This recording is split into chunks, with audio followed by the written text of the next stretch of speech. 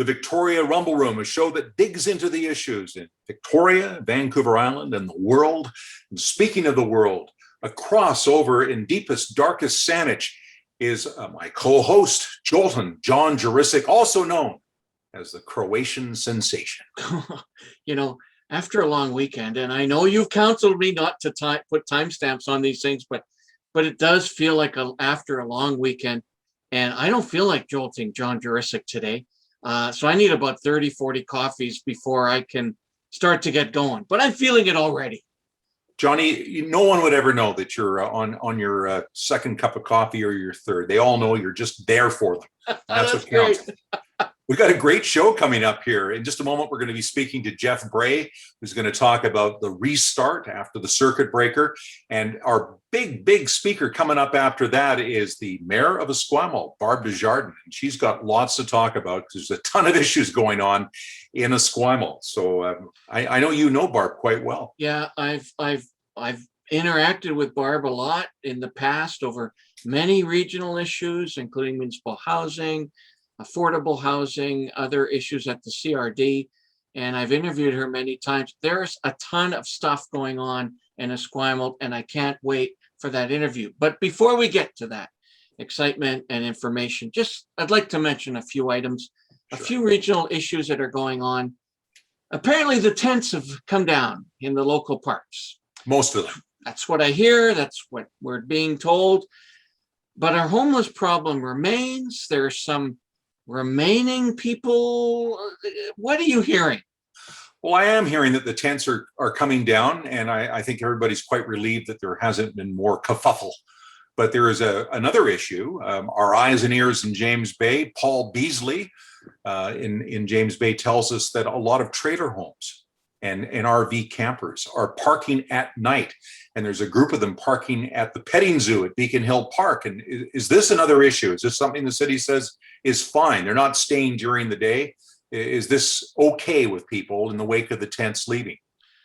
Well, a couple things. First of all, we're going to have to interview the intrepid reporter one day. Because, eventually someone will go, does he really exist? Is he real? He's all too real, Johnny. I'm concerned about how do we police the campers that might be down in the parking lots. They're all over the city. People camp during the summer, so that'll be challenging. Over the last, I'd say 2-3 weeks, we have interviewed folks around the school cuts to the music programs. And there was some activity there last week and the provincial side. And I'm curious, how are Victoria parents and teachers reacting? What have you heard? What's going on? Well, we haven't heard much. We know that the school board, School District 61, blinked and said they would take a relook at whether there are going to be these significant cuts to the music programs in the schools, particularly elementary schools in Victoria. And they are promising to come back very soon with new recommendations. We've asked to speak to the chair of the Victoria School District. Haven't had a response. We are still waiting, and certainly we'll be keeping a close eye on that story. Well, I've also reached out to David Foster because he's been involved with this issue over the last several years. He sponsored a Vic High R&B band activities 2-3 years ago. So David, if you're listening, come on board to the Victoria Rumble Room and tell us your opinion about these music cuts. He could be listening along with millions of others who could be listening right now. Correct, millions. Because it's on the World Wide Web. Exactly. So I will be expecting a response, but of those regional issues of importance to us, the really most important one to me, being a Saanich resident, is of course that Saanich Council is wrestling with banning motorized leaf blowers. See, it's even hard to say. It's so complicated. It was on the front page of the paper, John. Yeah, okay. It's a big story out in Saanich. So Robin, is it an issue for you, John? Leaf blowers keeping you up at night? Well, what's going on? It's certainly not. I appreciate that this is somewhere in and amongst the issues that Saanich Council talks about, but boy, oh boy, would I rather have had a front page around economic development solutions homelessness solutions, climate change solutions, lack of affordable housing solutions. No, Saanich Council, we're talking about motorized leaf blowers. Well, at least it's a local issue rather than some of the other things they wrestle with. So there is, of course, a big story. It's unfolding this week, and we're all just dying to see what's going to happen because it's so important to Southern Vancouver Island. That is the end of the circuit breaker, and we've had 15 months of this COVID pandemic to deal with. It's really hurt our business and tourism sector. It's been flat on its back. And since the 6th of April, they introduced the circuit breaker, and that really was a big punch to the gut for restaurants and other services on Southern Vancouver Island. There was an open letter from Destinations Victoria, the Chamber, and also the Downtown Business Association, and they asked a question. They said, Vancouver Island only has a sliver of this new COVID-19, and over half of island residents now have had at least one shot. Why should there be a one-size-fits-all policy remaining? The island needs a new approach. And to talk about what the island needs and how this rollout is going and what we can expect in the days ahead, and is this the beginning of better news for our restaurants and our downtown tourism, is the Executive Director of the Downtown Victoria Business Association, Jeff Bray. Well, welcome to the Victoria Rumble Room, Jeff. Man, what a week. What a week. You know, a very important news conference has just occurred, and we've got a 4-step plan being announced to reopen business in the province. Our vaccination rates are high. How is this going to impact business? What have you heard? Do you think we'll ever get back on our feet in Victoria? You know, I think the plan was very comprehensive. In fact, more so than what we were anticipating. It's very clear, it's detailed, and I think it gives the kind of certainty for businesses that have been impacted by the pandemic to be able to plan, staff up, and with some certainty know when they can welcome guests back, whether they be local or from farther afield in British Columbia.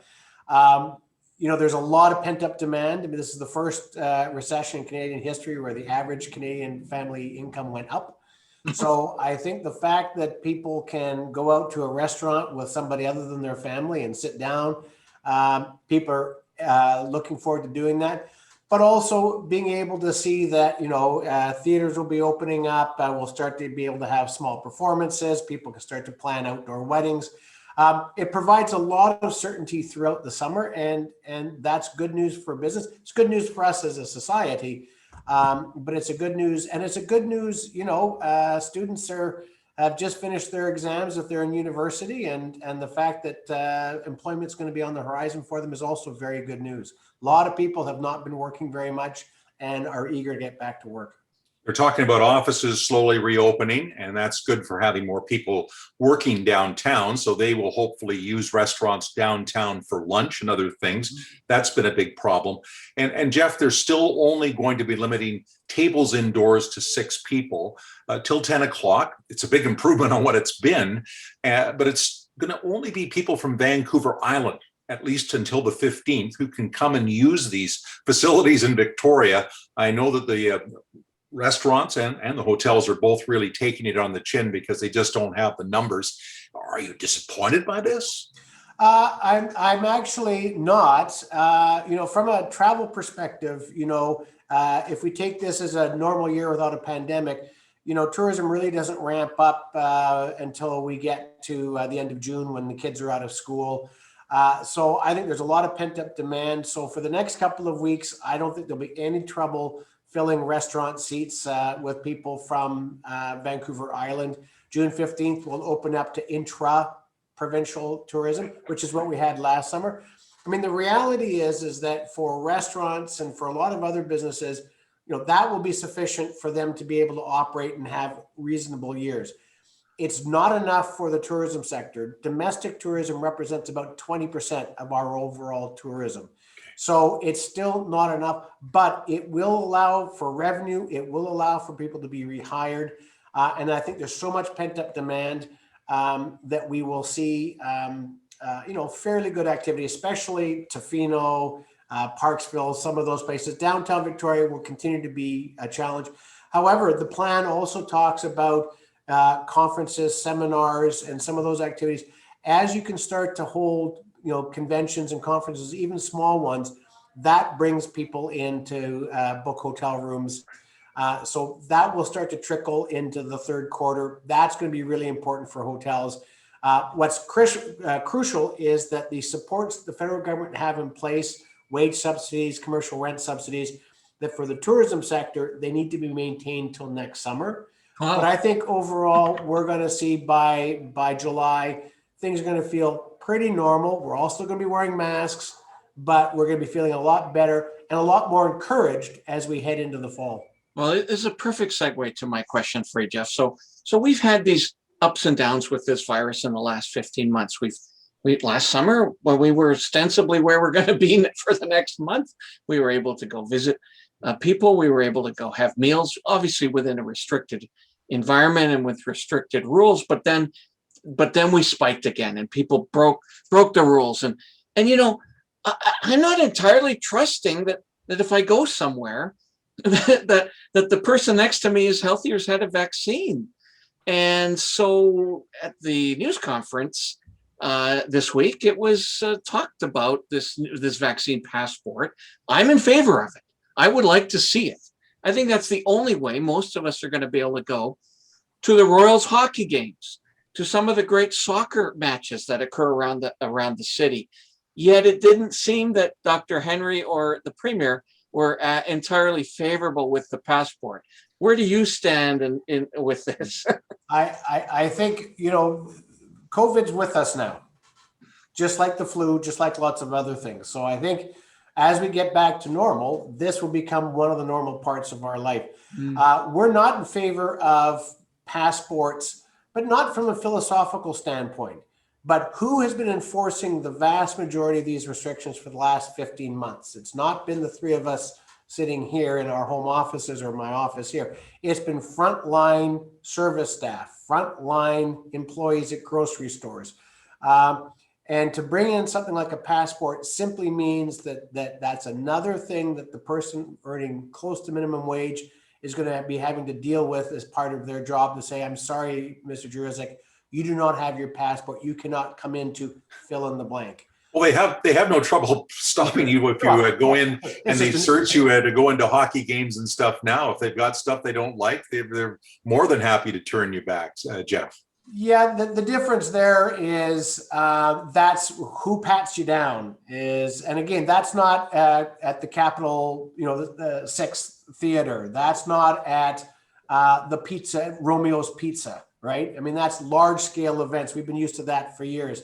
And so the idea that, and what does the passport mean? Is it valid? How do I know? So I think that I support the position. I know that this week during the press conference, the Premier was asked about that. So was Dr. Henry, and I think they were fairly firm. On the other hand, I think you will see some kind of passport system for international travel, and that's not anything new. Depending on where you travel in the world now, you have to show certain vaccinations. Well, I'm not entirely, I do not agree with that viewpoint. And I think that we just will not be able to have mass gatherings without some evidence that we've been vaccinated. Nonetheless, that's for another day. We want to get you back. So thanks for answering that question. Interesting. We're rumbling. Hey, Jeff, we're rumbling. We don't always have to agree with you, Jeff. In fact, it's happened before that we haven't necessarily agreed, but we appreciate you coming down. And I take it from your comments as we wrap this that you're largely pleased, Yes. for lack of a better word, about the steps that the government has taken. Yes, and I think for our members downtown, there's a roadmap and clear guidelines, and the communication's been clear. That's a path for them to move towards recovery. And to all of the folks that are listening to your podcast, thank you for supporting local. And let's keep that foot on the gas pedal and continue to support local over the next couple of months, and we'll help our businesses and their employees get through this. So thanks very much, Jeff. That was great information. And as mentioned, we have a lot of stakeholders nervously watching these developments. So we'll try our best to keep you up to date. And Barb Desjardins is one of them. She, amongst many other things besides being the mayor of Esquimalt, is also on the board of the Harbor Authority. So we'll want to hear her thoughts on what's going on with the end of the circuit breaker. Esquimalt is really rapidly changing its image. This has been really catapulted because of the installation of this new McLaughlin Point wastewater treatment plant. $17 million comes into the city. They've got a new Esquimalt Town Square, a pavilion, lots of construction, a huge pile of issues to dig into. So let's get into it. Well, Mayor Barb Desjardins of Esquimalt, welcome to the Victoria Rumble Room. You and I have now chatted, Barb, I bet you on a dozen different podcasts. And I've ostensibly been a huge supporter of what you're doing in Esquimalt and all of the developments and your leadership and et cetera, et cetera. But today we're going to rumble a little bit with you and talk, but then more specifically about some of the issues going on. So let's start off with some of the positive developments. One of them being the new Esquimalt Town Square is going up fast. Tell us, how far is that from completion? What's going on, et cetera? Right now, it seems like the end of June will be completion for the exterior to be done. That's the dates that we've been given at this point. The interior of the library, we think by the end of August should be done. And that will then be the completion of anything that is related to the municipality in terms of building. There may still be fit out for the offices as well as the commercial spaces. We know one of our coffee shops is moving in, and we hear that there's some positive news about pub style facility coming in, but I don't have any of that information to know the final dates for that. Mm-hmm. Sounds like it's fair to say that it will be at least accessible to walk around and enjoy the square, even though a lot of the amenities won't be in place perhaps this summer. Yeah, and we're really hopeful that it'll work out in terms of timing. You may remember that our market has been moved over to Bullen Field for the time period. It normally occurs in Memorial Park and was also going to continue over at the town square. So if we can get the town square fitted out so that it's able to have people moving around in the actual gathering areas, then the market can move freely back without worry about losing vendors. And we will have this wonderful free flow across the street in front of Town Hall and of course in the town square to really bring it to life.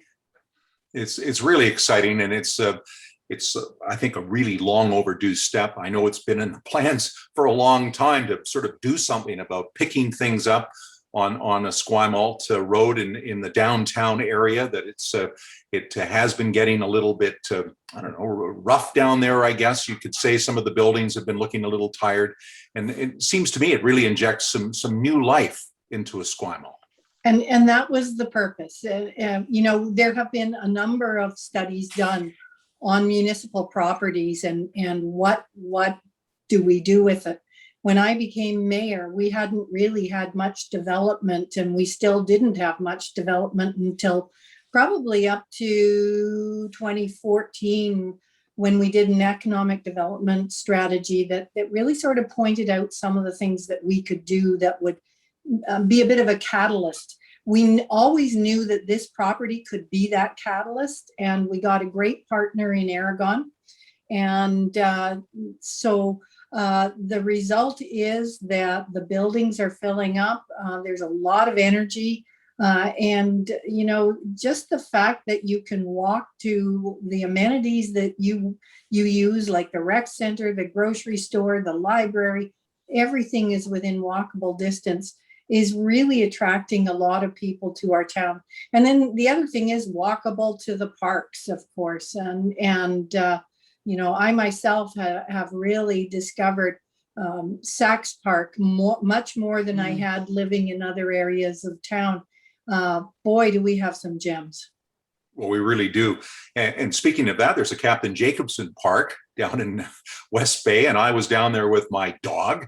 And then I met this woman, and she was with her dog, and I was admiring her pup, and we were talking about dogs, and I noticed that she had a Harbor Authority jacket on, and so we started talking about that. And it turned out I was talking to the mayor of Esquimalt and didn't know it. That's great. It's a favorite haunt of mine and my dog Chewy. So it was very nice to meet McGinty and Robin.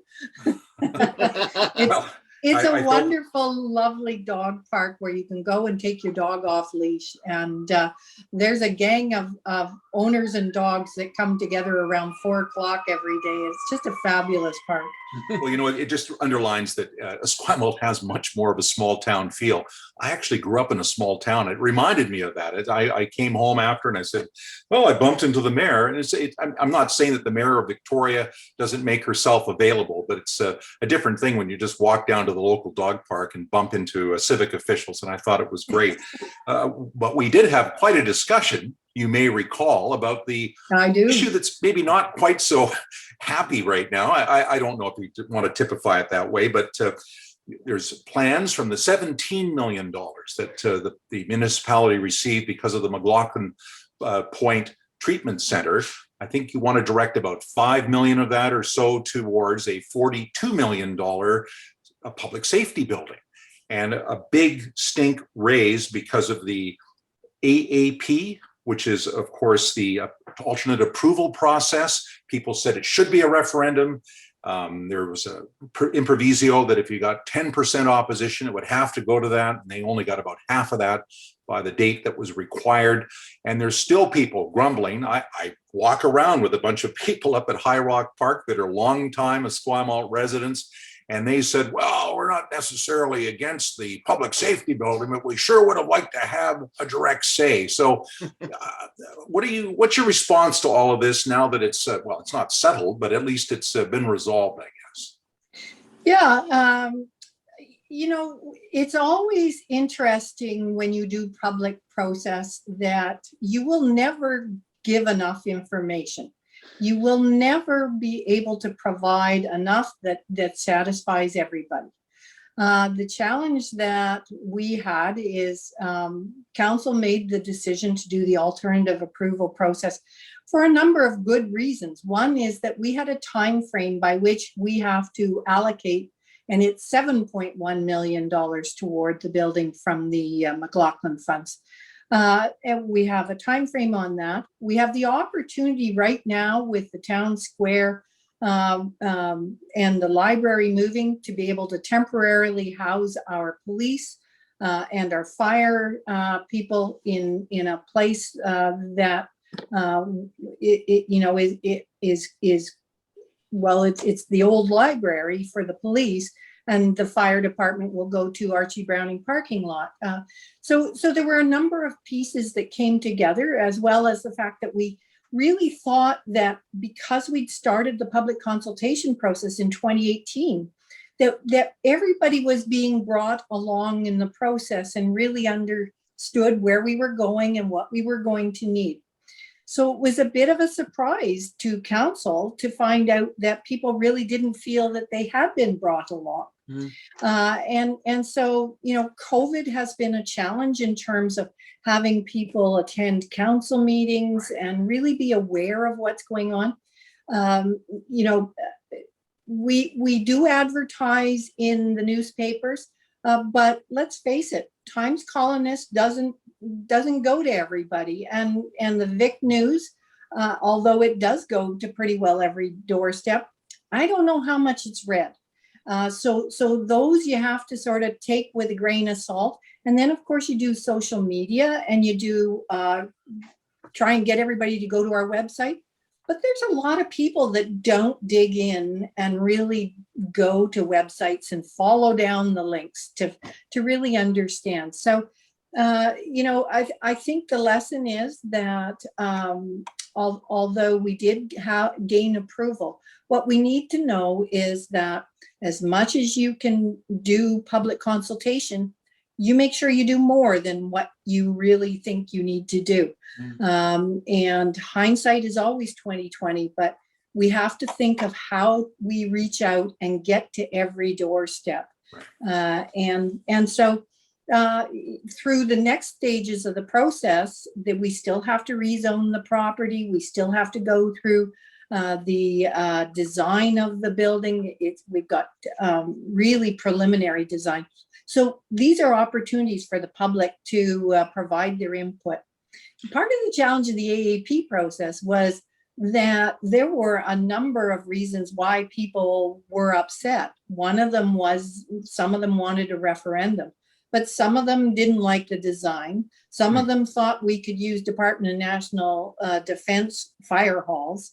So there was a lot of misinformation, and it was trying to bring it all back and figure out, okay, this is just about borrowing the money, and here's how much we need.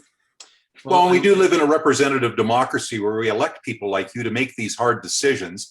And if everything goes to referendum, I think it can be a dog's breakfast, and you get things like Brexit. So we got to be careful about, what we wish for sometimes. And I want to just quickly underline, I know John's got another burning question, that the people I go dog walking with, they weren't that happy about not having the referendum. None of them said they disliked you as mayor. They all think that they don't want you to be so discouraged that you might not run again. So it's not like we hate what's going on at this council. We want them all replaced. We're unhappy with this process. And I think that's good news for the Civic Council. Well, and like I said, we always learn lessons from any process, and that's very nice to hear. And I know that council wants to make sure that we do a better job with public consultation, and you can never do too much. And I've learned that through all of my years. I mean, I came into being mayor because of a real faux pas on council's part way back in 2005 around closing the arena without a plan and without talking to the public. So, we've come a long way, but we always need to remember that we still need to talk to people. And then, yes, we do need to make the decisions and move forward. Well, a couple of things. So first of all, I'm proud to say that the Rumble Room reaches every person on the planet. So you can now add that to your consultation. Potentially, right, John? Potentially. Oh, that's just a little word I forgot. And interestingly enough, and I'm trying to convince Robin to do this, we need to do a show about during COVID, and ultimately I think it's going to go past COVID, is about dogs and this relationship we have with our animals. And look how much of what we're talking about today has arisen from these conversations with taking our pets around. Add that to the list as well. But anyway, on something else that, in fact, where Barb, you and I think fundamentally started to engage first is on this notion of affordable housing and workforce housing, and how very challenging that is for the entire region to do. It continues to be. And so I'd like to hear your plans for how Esquimalt is going to deal with housing, increased density in housing. You don't have a lot of folks in Esquimalt to elicit tax from. So this is a tough one. Well, what we have done is set about improving our development processes so that it's making it easier for developers to take a look at Esquimalt. And that's actually been another catalyst toward redevelopment. We know that we have to add density in Esquimalt. We can't grow out, we're built out, so we have to grow up. That's always a bit of a sticking point for the community because how high is up? We don't want to become downtown Vancouver, and we don't want to become Victoria. And part of it is also that this community has a very special sense of community, and there's this concern that multifamily housing and height density will lose that sense of heart. And so that's focus for council. But what we have done is strategically looked at projects coming forward to include rental housing, to include workforce housing, to include all levels of income housing. In other words, below market to luxury, if you want to put it that way, so that we have that broad base of a community that, can support the services that we're providing as well. We have added through our development processes, if everything gets built that's been put right through the process, we've added 1,400 units of housing. That's amazing. And so even if you only get one person, that's 1,400 people, but you're not likely to only get one person per unit. So you're going to see significant growth in Esquimalt, and always the developments that are coming forward, we are looking at how are you going to contribute to the community? How are you going to make your housing project be one that adds to the community, as opposed to just coming in, building, and see you later. We want people to embrace what is special about Esquimalt, and it's that small town feel in a larger region. And we have so many special things that we provide here that we really have to keep our eye on that ball. That part of our vision statement talks about a place where you have a sense of belonging. Right. That's you also have absolutely a corridor that can get you to downtown Victoria in about 5 to 10 minutes. And I know in Vancouver, I was going to say that they've really gone towards these corridors of housing where there's a lot more of it along the main drags, because you've got lots of buses, there's lots of transportation, and it makes it more convenient. And we've got to find somewhere for our young people, not just young people that are starting out, but even young people that have families and have good jobs. It's getting so expensive to live anywhere in Victoria. Yeah. We need to be able to broaden our housing base. Well, you're right, Robin, and we have several corridors that really sort of bring us between the West Shore and downtown. And when you have 7,000 people come to the base every day and go home every night, it is really important for us to say, wait a minute, have you considered living here where you could walk to work every day? And so that has been one of the drivers as well in terms of adding housing. And we have really had a lot of support from the current base commander and base commanders prior to him to help us understand what are their housing needs, and along with those housing needs, what are the supports that they need to have members really look at our township. So case in point is daycare, offering daycare spaces. So in many of our developments, we've said, okay, are you going to build a daycare within that development as well that'll help those that are living there be able to provide the care that they need for their kids so they can go out to work. But you're right, we're 10 minutes by bicycle to downtown Victoria, 25 minutes along the most gorgeous walkway you could ever know. And really, if you followed the ENN trail, we're 15 minutes to West Shore or downtown as well. And then you add Craigflower, which is another route sort of through. And as long as you're not traveling at the time when the base goes in or the base goes out, you travel fairly quickly. I want to thank you for mentioning the base, because it brings up another question. Again, this question comes from my dog walking people up at High Rock Park. I want to talk dogs too. Well, they are great people, but they're very thoughtful. And a lot of them are on various boards, even I think at least one board that you share. And what they wanted to ask me to ask you is about tourism. And they said, like a lot of prime property in Esquimalt is on the waterfront and is not accessible at all because it's military property. Down along Macaulay, there's pillbox down there. We could set up something like Fort Rod Hill. We've just spoken to Jeff Bray and asked about how do we get things going now that the circuit breaker is going for tourism. You're on the Harbor Authority. Tourism's important. What do we do to get more tourism for Esquimalt? It seems to me that Esquimalt's well positioned, but it doesn't have a lot of restaurants. It has some nice parks, but what do you do to make Esquimalt more of a destination?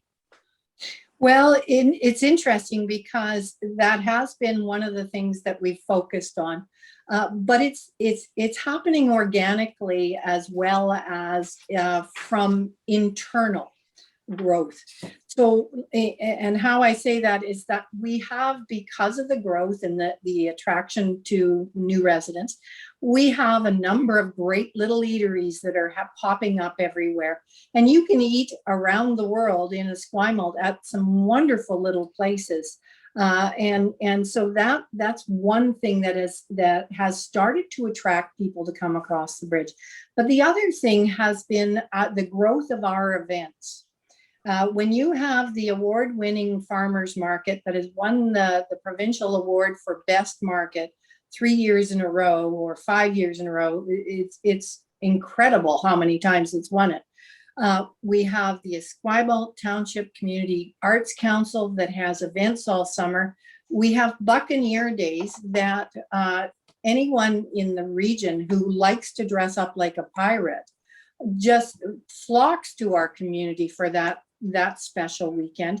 And then we've added Rib Fest, which is known far and wide in this region because it's just one big weekend of eating wonderful ribs and listening to great music.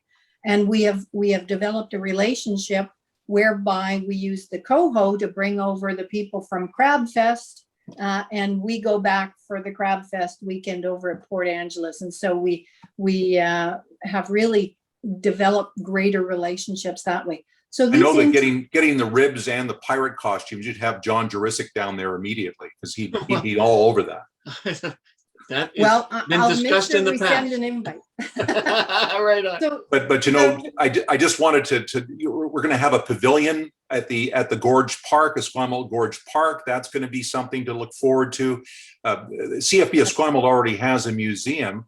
I mean, has there been any thought to Esquimalt hosting the Maritime Museum? It's still looking for a home. That seems to me that might be a logical place for it to go. yes, and I've had great discussions with the Maritime Museum people. And in fact, at one point, we had the base commander agreeing that we should look at a building down at Work Point, and that they would also look to bring their collection together with the Maritime Museum. And it was the Maritime Museum that didn't follow through. So I mean, why would they go to Langford over Esquimalt? It doesn't make sense to me. I don't know. We'll have to have Stu on, Robin, to Yeah. answer that question. If they want to start having discussions again, we can always do that. But in the meantime, there, as you said, we are building a pavilion in Gorge Park, which is with Japanese architecture. It is right next to the oldest Japanese garden on the West Coast that people really don't know about. So this is going to be another catalyst for certainly more tourism in our region. And the history of that park is just incredible. So it's something that is gradually coming out, that we're going to bring out more. But that pavilion, we have the Takata family who are very excited about, bringing and doing much more around the Japanese culture and the history of that area. And of course, First Nation history in that area is very significant as well. So there's a lot of option for more tourism. And it's really been a challenge of getting people across that Blue Bridge in the past. And that is less so now because you can take a harbor ferry up the gorge there. And so there are a number of ways we're getting people across the bridge. And it will continue to grow in terms of tourism. But we have to make sure that we are ready and able to take on those extra people and to our community as well. And so we're doing it methodically. It is built into our tourism our economic development strategy. And you will see things gradually grow in terms of that area. And we're doing it very much with the focus of what a wonderful art center we actually are. So, Barb, it's impossible to talk these days. I suppose that will end one day. Up to an Esquimalt mayor and not talk about the wastewater treatment plant. That was the primary regional issue for several years, and of course, it now resides in Esquimalt. What are you hearing from residents now that the building is up and the plant is getting operational? What kind of feedback is happening? I don't think there's really very much feedback. I think people are happy that the process is done, and Yes. frankly, the burr that we were in the side of CRD made that project a much better project. It's tertiary because of Esquimalt, and it is, there are a number of things that we really insisted on. The odor control is state of the art. That is because of Esquimalt that we insisted on many of those things. There has now been some beautiful First Nation artwork put out at Macaulay Pump Station that is just, the artwork is just incredible. So that's going to add to, I think, walk around traffic at Macaulay Point, which is one of our beautiful, beautiful parks. So, it is what it is. And I just say we benefited from it with $17 million. Did we get everything we wanted? No. But I think we made it a better project. And I think we were the last community on the West Coast to be dumping sewage into the ocean. We're not doing that anymore. Yeah. So I'd like maybe to wrap with this thought.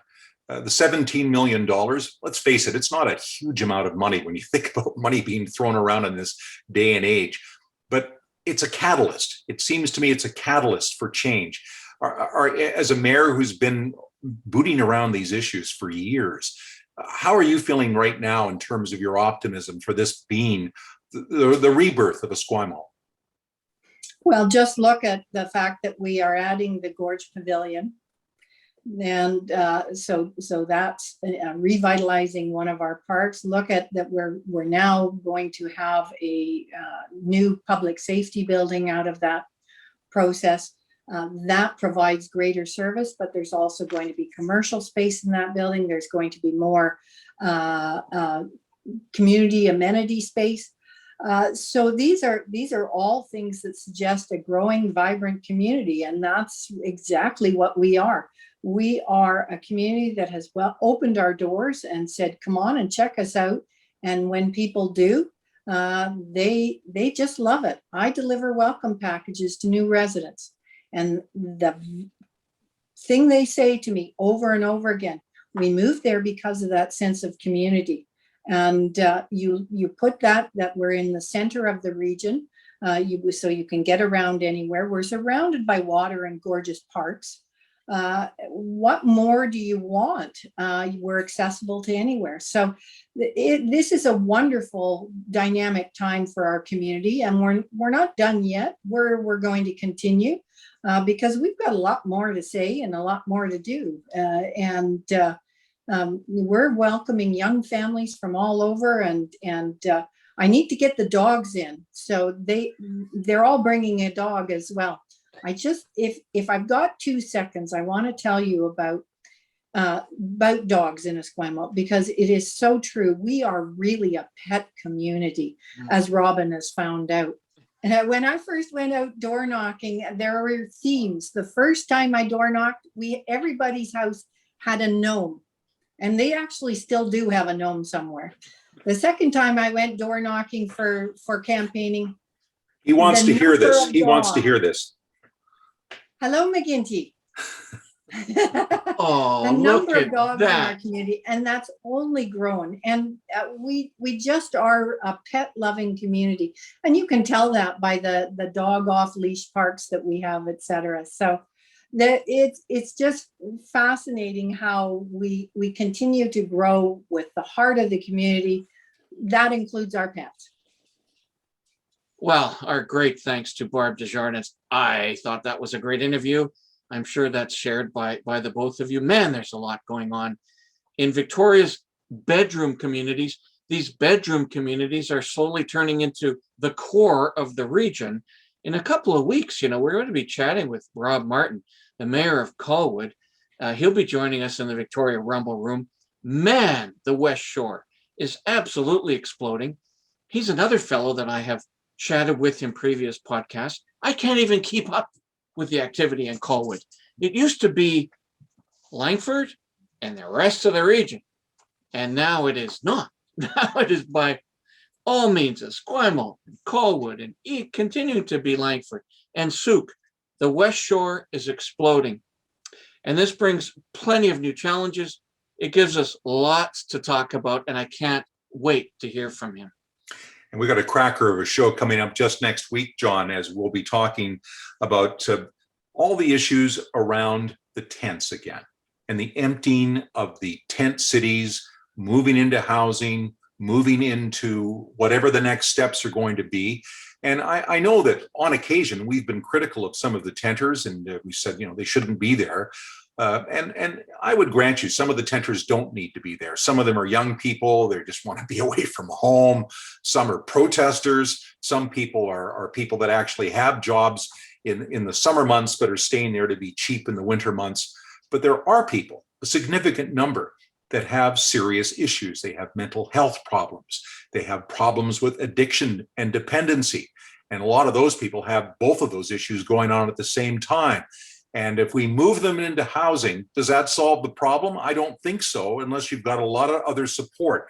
And joining us will be Leslie McBain. And Leslie McBain comes from Mums Stop the Harm, an organization set up by mothers who lost children because of the opioid crisis. It's the other big pandemic. We've got COVID-19, and we've got this opioid crisis, and we've got these people dying in huge numbers. I think it's been 7,000 since about 2015. It's incredible. And these are the sons and daughters of our neighbors. I mean, a lot of these kids have just made terrible decisions in their lives. Does that mean they have to pay with their lives? And we're going to talk to Leslie McBain and see what she has to say about this, because I think we need to understand the problem, and then we've got to find a way to solve it. And also next week, another special guest, Matt Dell, will be joining us. And Matt is the host of the Best Coast Political Podcast. And Matt was one of the first guys to reach out and congratulate us when we started the Rumble Room. We appreciated that.